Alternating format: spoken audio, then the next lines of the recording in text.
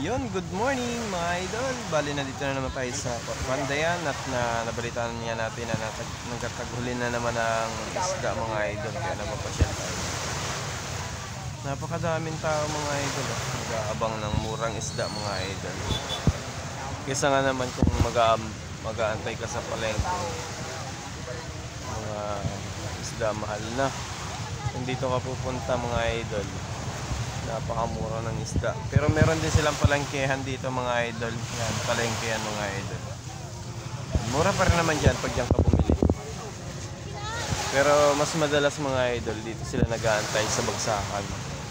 Dito kasi binababa lahat ng klase ng isda nilang nahuhuli mga idol. Ayan.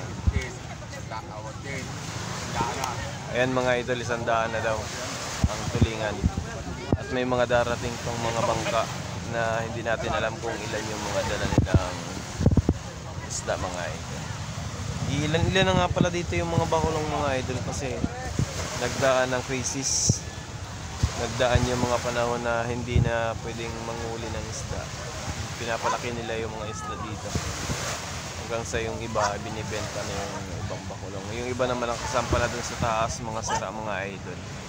Ayan, good morning. Bali, nandito pa rin tayo nga sa Papandayan na tayo aalis na. Kasi nakabili na tayo ng isda mga idol. Dala natin sa SA. Ayan, wala sa kondisyon pero dinadala natin. Ayan, good morning mga idol. Ingat palagi. Peace out.